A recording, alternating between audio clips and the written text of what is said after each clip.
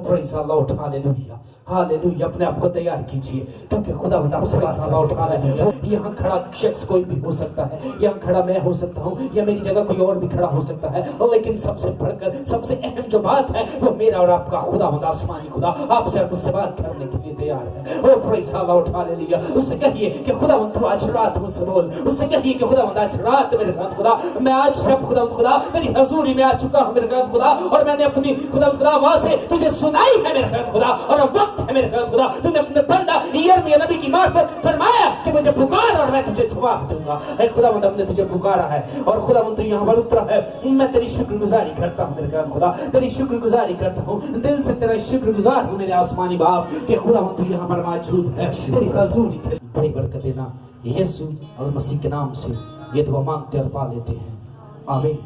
सभी कहेंगे आमीन। हमें खुदा के हुजूर में खड़ा होना है और हमें खुदा के हुजूर से किस तरह मांगना है और खुदा से हमें कैसे मांगते रहना है, आमीन। अब तक हमने ये सुना और आज और इससे आने वाला जो हफ्ता है उसमें हम अपने खानदान के एतबार से सीखेंगे, आमीन। आप सब तैयार हैं? सभी तैयार हैं?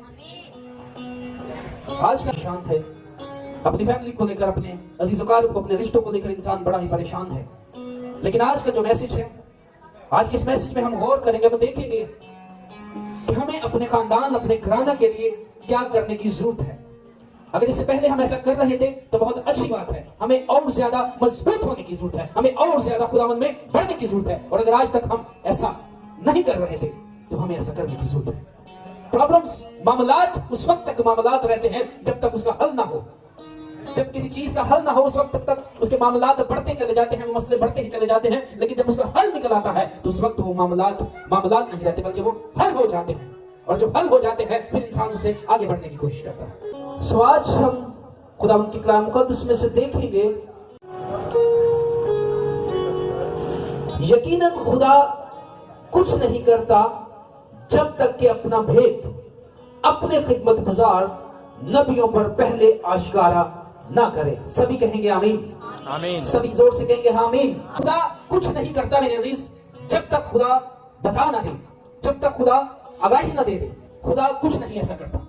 खुदा जब सदोम और अमूरा को बर्बाद करने के लिए जा रहा था तो खुदा ने इब्राहिम से बात की और खुदा ने कहा कि ये बात ठीक नहीं कि मैं जाऊं और अपने बंदा को पहले ना बताऊं, कि अपने बंदा पर ये बात ना पहले जाहिर करूं। खुदा ने उस पर सारी बात जाहिर की और उसने वहां पर उनके लिए शिफायत करनी शुरू की। जब उसने उनके लिए शिफायत करनी शुरू की तो खुदा आहिस्ता आहिस्ता नर्म होते होते खुदा ने जितनी डिमांड इंसान ने कही थी खुदा ने कहा ओके डन। लेकिन अफसोस की बात कि जितने लोग खुदा ने उनसे कहे उतने भी ना निकल पाए। पैदाइश की किताब मेरे साथ निकालिए, उसका 6 बाब और उसकी पहली आयत हम पढ़ेंगे, उसके बाद फिर 5वीं आयत और उसके बाद फिर 9वीं आयत और फिर 7वें बाब की पहली आयत हम पढ़ेंगे। यहाँ पर एक बड़ी खूबसूरत स्टोरी है, यहाँ पर एक बड़ा ही जबरदस्त खुदा का बंदा है जो कि नूह है, आमीन, हालेलुया। नूह के बारे में यहाँ पर खुदा स्टेटमेंट जारी कर रहा है और नूह के बारे में खुदा कुछ कह रहा है। और आज हम अपने आप को भी चेक करते चले जाएंगे कि क्या इतने सब लोगों में क्या नूह अकेला ही रास्तबाज था? हाँ, अकेला ही रास्तबाज था, क्योंकि अगर वो कोई और भी होते तो खुदा उनके बारे में भी बताता, खुदा उनके बारे में भी लिखवा देता। लेकिन खुदा ने वाहिद अपने बंदा नूह की मार्फत फरमाया। नूह के बारे में उसने कहा, हम पढ़ेंगे पैदाइश की किताब उसका 6वां बाब उसकी पहली आयत जी। जब रोए जमीन पर आदमी बहुत बढ़ने लगे जी और उनके बेटियां पैदा हुई। यहाँ पर लिखा है कि जब रोए जमीन पर आदमी बहुत बढ़ने लगे, बहुत ज्यादा तादाद में होने लगे। ये वो बरकत है जो पैदाइश की किताब में पहले बाब की 28वीं आयत में खुदा ने जब आदम और हवा को बनाया उसने कहा, खुदा ने बरकत दी, खुदा ने कहा फलो बढ़ो और जमीन को महकूम कर दो, जमीन को भर दो। लेकिन ऐसा ही हुआ। लेकिन ऐसा होने के बाद हुआ क्या? यहाँ पर जो एक बात आ रही है कि जब रोए जमीन पर आदमी बहुत बढ़ने लगे, लेकिन यहाँ पर जो मामलात पेश आया, यहाँ पर जो मसला हुआ वो ये था कि खुदा ने बरकत तो दी थी लेकिन वो बरकत उनके लिए लानत का सबब बन गई। बढ़ रहे थे लेकिन बढ़ किस सूरत में रहे थे ये जानने की जरूरत है। आगे बढ़ दीजिए 5वीं आयत। और खुदावंद ने देखा कि जमीन पर इंसान की बदी बहुत बढ़ गई और उसके दिल के तसव्वुर और ख्याल सदा बुरे ही होते हैं। लिखा है और खुदा ने देखा कि जमीन पर इंसान की बदी बहुत बढ़ गई है। खुदा ने आसमान पर से निगाह की, खुदा ने देखा, जब खुदा ने देखा कि इंसान की बदी बहुत ज्यादा बढ़ गई है और इंसान के दिल के ख्याल क्या है? बहन पढ़ती है, इंसान के दिल के ख्याल क्या है? सदा बुरे ही होते हैं। सदा बुरे ही होते हैं। ये कुछ आम लोग नहीं कह रहे, कोई आम शख्सियत नहीं कह रही, बल्कि खुदा कह रहा है जिसने इंसान को बनाया है। इंसान खुदा कह रहा है सदा ही बुरे होते हैं।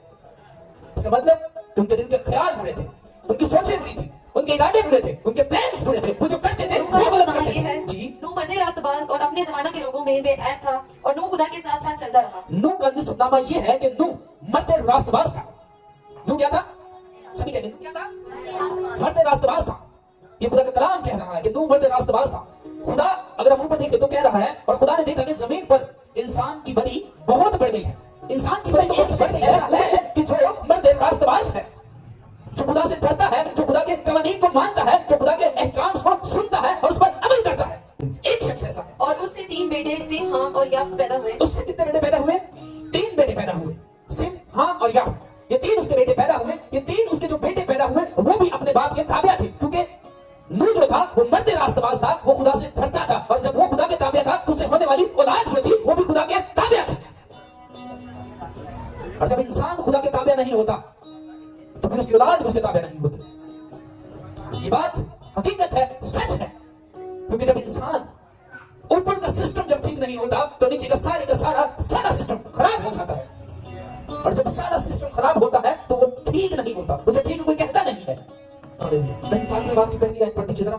और खुदावंद ने नूह से कहा कि तू अपने पूरे खानदान के साथ कश्ती में आ, क्योंकि मैंने तुझी को अपने सामने इस जमाना में रास्तबाज देखा है। खुदा ने नूह से बात की और खुदा नूह से कहता है कि तू अपने खानदान के लिए, अपने घराना के लिए एक कश्ती तैयार कर।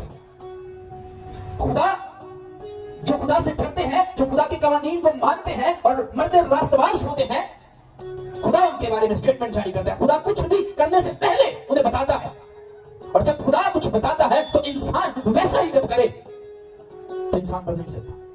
मौत वाक़ईतन में इंसान के लिए नहीं थी, इंसान ने मौत खुद तजवीज़ की, इंसान ने खुद ये सब कुछ किया, क्योंकि खुदा ने उसे वहां पर बागबानी और निगहबानी के लिए रखा था। और खुदा ठंडे वक्त में आकर उनसे बातें करता था, वहां पर कोई काम नहीं करना होता था। आज जो हम मशक्कत करते हैं ऐसा कोई काम नहीं था, कोई ऐसा काम नहीं था।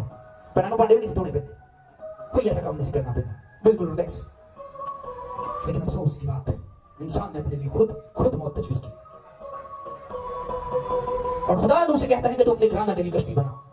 खुदा उस पर ये बात जारी करता है, खुदा उसे इस बात के लिए तैयार करता है कि तू अपने घराना को सेव कर, क्योंकि बहुत बड़ी बढ़ चुकी है। तूने अपने घराना को सेव करना है, लेकिन तूने अपने घराना को सेव कैसे करना है मैं तुझे बताता हूं कि तू अपने घराना के लिए कश्ती बना, ताकि तू उस कश्ती की आयत को पढ़ेंगे, बल्कि हम इसकी बारे में ऐसे हम पढ़ेंगे तो इसका अच्छा हालेलुया। और खुदावंद ने जमीन पर नजर की जी, और देखा कि वो नाराज हो गई है। जमीन क्या हो गई है?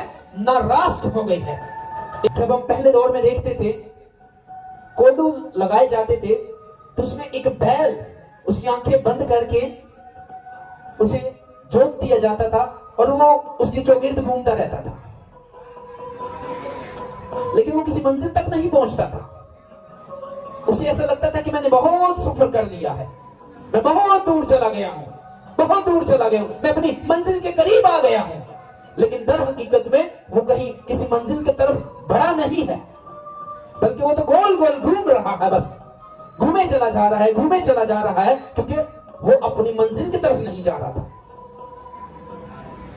जी बहन आगे बढ़ते हैं। क्योंकि हर बशर ने जमीन पर अपना तरीका बिगाड़ लिया था। हर शख्स ने जमीन पर अपना तरीका क्या कर लिया था? बिगाड़ लिया था। बिगाड़ा किस तरह था? बिगाड़ा इस सूरत में था कि जो कुछ खुदा कह रहा है वैसा नहीं कर रहे, जो कुछ खुदा उनसे तवक्को कर रहा है, जो कुछ खुदा उनसे कह रहा है वो वैसा नहीं कर रहे। जैसे कि आज के दौर में हम देखें, आज के दौर में भी इंसान ने अपना तरीका और खुदा ने नूह से कहा, और खुदा ने नूह से कहा कि तमाम बशर का खात्मा मेरे सामने आ पहुंचा है। तमाम बशर का खात्मा मेरे सामने आ पहुंचा है। आमीन जी। क्योंकि उनके सबब से जमीन जुल्म से भर गई, क्योंकि उनके सबब से जमीन जुल्म से भर गई है। सो देख मैं जमीन समेत उनको हलाक करूंगा। सो देख मैं जमीन समेत उन्हें हलाक करूंगा। तू गोबर की लकड़ी की एक कश्ती अपने लिए बना। यहाँ पर खुदा उसे बता रहा है, खुदा उसे कह रहा है कि तू गोबर की लकड़ी अपने लिए बना। खुदा सिर्फ यही भी कह सकता था कि तू अपने लिए कश्ती बना, लेकिन खुदा इस बात को जानता है कि ये कश्ती कितने दिन पानी में रहेगी, कितना इसने सफर करना है। तब इसीलिए तो खुदा ने उसे कहा कि लकड़ी का भी खुदा ने उसे बताया कि तू कौन सी लकड़ी को लेना।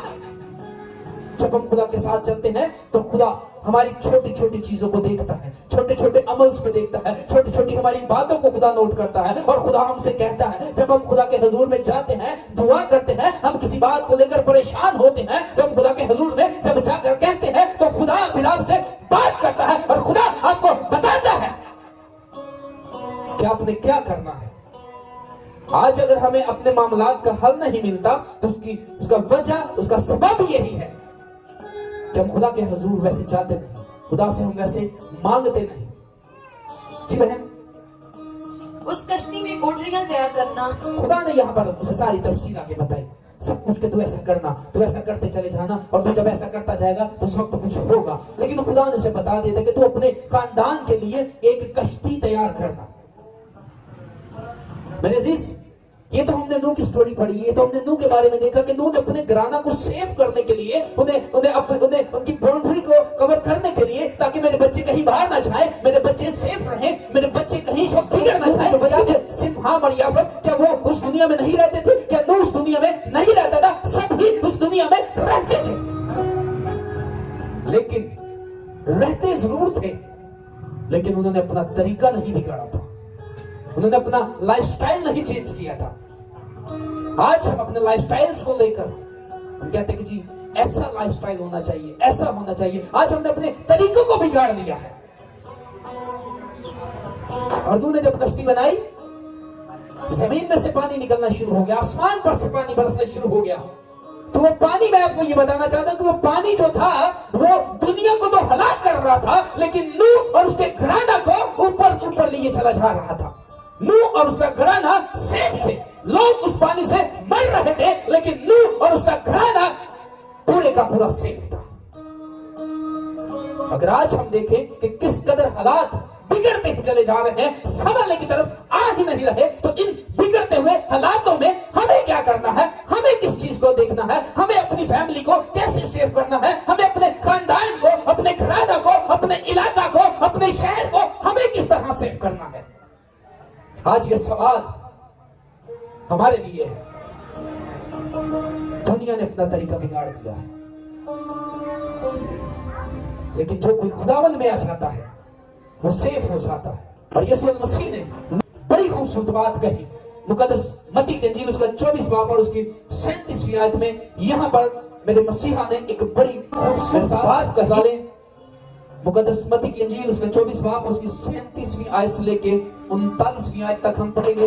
बहन लफ्ज का लफ्ज पढ़ दीजिए, मैं बाइबल को नहीं लिखूंगा। जैसा नूह के दिनों में हुआ, यीशु मसीह यहाँ पर अपने लबे मुबारका से बड़ी खूबसूरत बात फरमा रहे हैं। और यीशु मसीह ये 2000 साल पहले उन्होंने ये बात अपने लबे मुबारका से फरमाई।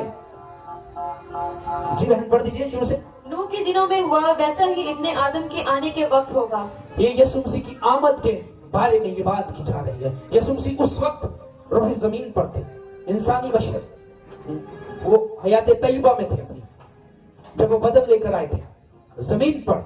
उस वक्त उन्होंने ये बात अपने लबे मुबारका से फरमाई। उस वक्त उन्होंने कहा, उस वक्त शागिर्दों ने सवाल किया। शागिर्द जब सवाल कर रहे थे तो उस वक्त मेरे मसीहा ने बड़ी खूबसूरत बात कही और मेरे मसीहा ने उस बात का रेफरेंस दिया जो हम पढ़कर आए हैं। पहले से शुरू से। जैसा नूह के दिनों में हुआ, वैसा ही इब्ने आदम के आने के वक्त होगा। जैसा नूह के दिनों में हुआ, वैसे ही इब्ने आदम के आने के मसीह यीशु अब आने वाला है। और हमें अपने आप को सेव करने की जरूरत है, हमें अपने आप को बचाने की जरूरत है। हमें ना कि सिर्फ अपने आप को बल्कि अपने घराना को, अपने खानदान को सेव करने की जरूरत है। जी बहन आगे बढ़ दीजिए।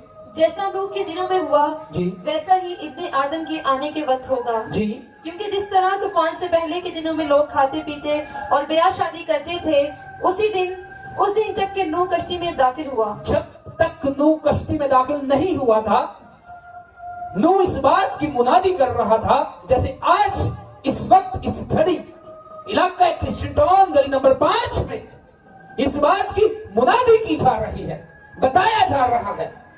स्ट्रीट एवेंजलिज्म जो किया जा रहा है, ये मसीह की आमद के लिए तैयारी की जा रही है। ये वो कश्ती तैयार की जा रही है, ये उस कश्ती के लिए साजो सामान तैयार किया जा रहा है कि आप अपने और अपने घराना को सेव करें।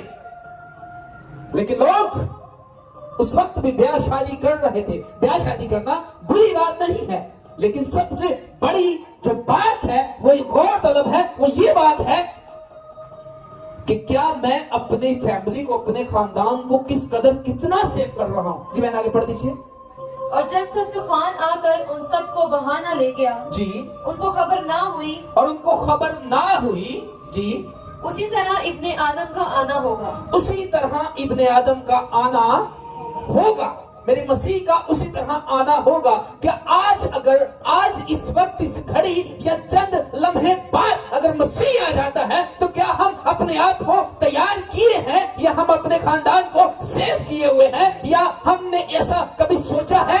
ये हमें सोचने की जरूरत है। उस वक्त के हालात, उस वक्त के वाकयात, उस वक्त की सोच, उस वक्त के काम, मैं वो तो नहीं, लेकिन आज के दौर की हाज़िर दौर की मैं आपको शक्ल जरूर दिखा सकता हूं। हाज़िर दौर में मैं जरूर क्या हो रहा है और क्या क्या हमें करने की जरूरत है। अगर क्या क्या कुछ हो रहा है तो हमें ऐसा करने की जरूरत नहीं है, हमें इसके अगेंस्ट चलने की जरूरत है। अगर कोई शख्स ऐसे चल रहा है तो हमें ऐसे नहीं, बल्कि हमें उसको इस तरह देखने की जरूरत है कि वो सारी चीजें पीछे रह जाए और हमें आगे अपनी मंजिल की तरफ बढ़ जाए। हमें आज ये देखिए, और जब हम देखते हैं कुरिन्थस की कलीसिया को लिखते हुए खत, पौलुस रसूल बड़ी खूबसूरत बात फरमाते हैं। कहते हैं कि बुरी सोबतें अच्छी आदतों को बिगाड़ देती हैं। हम कहते हैं तो नहीं जी कोई मसला नहीं, कोई वासी और न बहन ऐसी ठीक है, नहीं नहीं नहीं नहीं नहीं, ऐसा नहीं, बल्कि कलाम फरमा रहा है, कलाम में ये बात लिखी है कि बुरी सोबतें अच्छी आदतों को बिगाड़ दे। उस वक्त यही तो कुछ हो रहा था, उस वक्त यही तो चीज चल रही थी कि खुदा ने जब जमीन पर नजर की और इंसान बदी में बहुत ज्यादा बढ़ चुका था, फैसला खुदा ने कुछ करने के लिए सोचा। और आज भी ऐसा ही है, क्योंकि मेरे मसीहा की लबे मुबारका से ये बात सादिर हुई है और बहुत वक्त गुजर चुका है। जब वो बात की गई थी उस वक्त की निस्बत अब बहुत ज्यादा वक्त गुजर चुका है। अब सोचे कि वो किस कदर करीब वो वक्त है। उस वक्त वो आसमान पर उठाए नहीं गए थे, उस वक्त वो सलीब पर नहीं चढ़े थे, लेकिन ये सलीब पर चढ़ जाने के बाद अब कितना वक्त गुजर चुका है, अब कितना करीब हम आ चुके हैं, कितने ज्यादा हम करीब आ चुके हैं। रोमियो के नाम पौलुस रसूल का खत, उसका 12वां बाब और उसकी आज के इस हालात हाज़िर मौजूदा दौर की मैं आपको एक शक्ल दिखाना चाहता हूं, और आप इस शक्ल को देखकर आप अपने लिए फैसला करने पर कहीं खड़े हो जाएंगे। आपको फैसला करने में आसानी पैदा होगी कि हाँ, हालात कैसे हैं, लोग कैसे हैं, क्या हो रहा है, लेकिन मुझे कहां पर खड़े होने की जरूरत है। जी बहन पढ़ दीजिए। रोमियो के नाम पौलुस रसूल का खत 12वां बाब उसकी दूसरी आयत। जी, और इस जहां की हम शक्ल ना बनो, कलाम फरमाता है कि इस जहान के हम शक्ल ना बनो, बल्कि अकल नहीं हो जाने से अपनी सूरत बदलते जाओ। बल्कि अक्ल नहीं हो जाने से अपनी सूरत क्या करते जाओ? आज अगर हम देखते हैं, अपने इर्द गिर्द देखते हैं, या हम अपने आप को ही देखते हैं, तो हम पहले कैसे घरों में रहते थे, पहले हम कैसे जगहों में रहते थे, पहले हमारा रहन सहन, हमारा खाना पीना कैसा था, लेकिन आज हमारा रहना बहना और हमारा उठना बैठना और हमारा लाइफस्टाइल जो है वो कैसा हो चुका है। अगर हमारे में इतना शऊर आ चुका है, हम इतना समझते हैं कि हाँ, मुझे ऐसा करने की जरूरत है ताकि मैं अपने आप को बेहतरी की तरफ आगे बढ़ाऊं, तो फिर कलाम फरमाते हैं कि इस जहान के हम शक्ल ना बनो। जी बहन आगे। ताकि खुदा की नेक और पसंदीदा और कामिल मर्जी तजर्बा से मालूम करते जाओ। और हमें खुदा की मर्जी को मालूम करना है। जी बहन पढ़ दीजिए गलतियों के नाम पौलुस रसूल का खत, उसका 5 बाब और उसकी 19वीं आयत। जी आमीन। इंसान की बदी बढ़ चुकी थी और बदी जिस्म के सबब से बढ़ चुकी थी, ये बात तय है। आमीन। उस वक्त जब खात्मा हुआ था तो इंसान की बदी उसके बदन रखने के सबब से बढ़ चुकी थी, और यहाँ पर अब जिस्म के काम अब वैसा नहीं है। अब हमें उस तरह तो कश्ती बनाने के लिए खुदा नहीं कह रहा, लेकिन अब हमें इस मकदस पर जरूर बात करने के लिए कह रहा है, इस मकदस को जरूर बेहतर करने के लिए कह रहा है और इसे हम बेहतर करते जाएंगे। जी बहन। अब जिस्म के काम तो जाहिर हैं, जी। यानी हरामकारी, जिस्म के काम तो जाहिर है यानी हरामकारी, नापाकी, नापाकी, शहवत परस्ती, शहवत परस्ती, बुत परस्ती, बुत परस्ती, जादूगरी, जादूगरी। बुत परस्ती के ताल्लुक से मैं आपको एक बात बताता चला जाऊं। बुत परस्ती ये नहीं कि आज हम किसी बुतों को बनाएं और उनके सामने सजदा करें या उन्हें उनके आगे माथा टेके, ऐसा नहीं, बल्कि हमें जो कुछ खुदा की निस्बत हमें जिसे ज्यादा अहमियत देते हैं वो बुत परस्ती में है।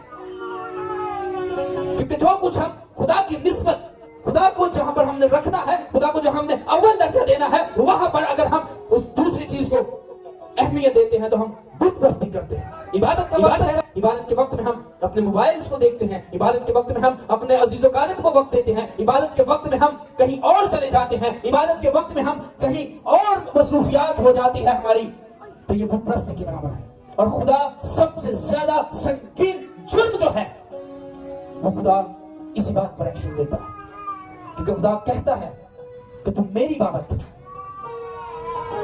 खुदा ने जो 10 अहकाम दिए उसमें खुदा ने सबसे पहला जो हुक्म खुदा ने कहा वो खुदा ने अपनी जात के ताल्लुक से कहा था कि तुम मेरे हुजूर गैर माबूदों को न मानना। तो उसने अपनी जात पर जो ये बात की थी वो इसी बात को कह रहा है। बुत परस्ती जो है सेम वही है कि जहां पर हम खुदा की जगह किसी और को अहमियत देना शुरू कर देते हैं, किसी और रिश्ते को, किसी और चीज को या किसी भी मामलात को हम अहमियत देना शुरू कर देते हैं, तो हम बुत परस्ती की तरफ आते हैं। जी बहन। नापाकी, शहवत परस्ती, जी। बुत परस्ती, जी। जादूगरी, जादूगरी, अदावतें, अदावतें, झगड़ा, झगड़ा, हसद, हसद, गुस्सा, गुस्सा, तफरके, तफरके, जुदाइयां, जुदाइयां, बिदतें, बिदतें, बुगस, बुगस, नशाबाजी, नशाबाजी, नाच रंग नाच रंग और उनकी मानिंद, और जो इनसे रिलेटेड है, जो इनकी तरह है, जो ऐसा ऐसा ऐसा हम करते हैं, इनकी बाबत क्या कहते हैं? इनकी बाबत तुम्हें पहले से कह देता हूँ, इनकी बाबत तुम्हें पहले से कह देता हूँ, जैसा कि बेशतर जता चुका हूँ, जैसा कि पहले इस बात को जता चुके हैं, पहले इस बात को बता दिया है कि ऐसा काम करने वाले खुदा की बादशाहत के वारिस नहीं होंगे। जी पढ़ दीजिए।